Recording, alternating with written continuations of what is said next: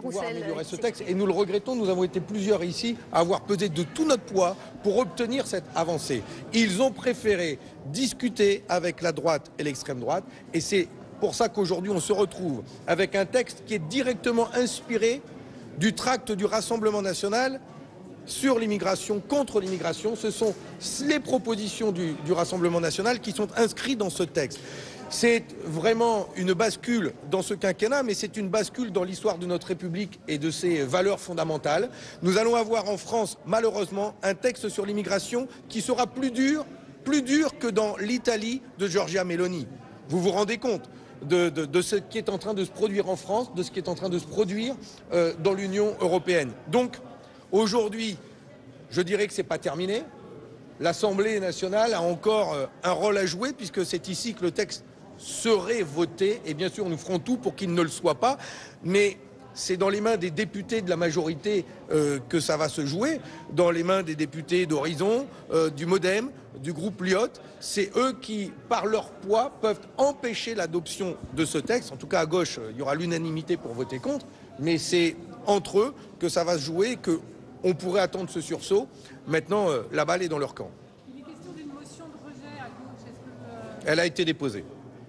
Est-ce que du coup, c'est légitime ou pas? Est-ce que ça n'empêche pas ce vote que vous appelez pour eux? Vous savez, le règlement de l'Assemblée nationale a tellement été bougé, réduisant le rôle des députés, qu'aujourd'hui on utilise tous les moyens qui sont à notre disposition. La motion de rejet en est un, et puis derrière il y a le vote. Voilà, donc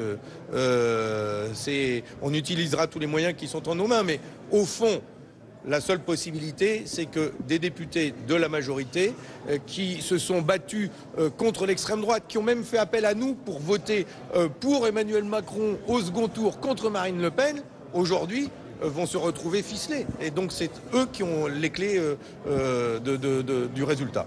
Voilà.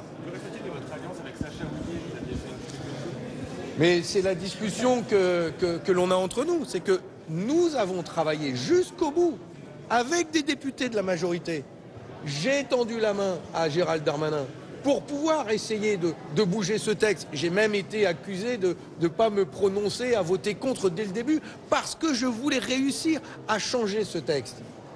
Et au final, c'est eux qui ont fermé la porte, qui fait que j'ai voté cette motion de rejet. Parce qu'il n'y avait aucun espace de discussion. Et au final, ils décident de négocier comme c'était écrit à l'avance, négocier avec la droite et l'extrême droite.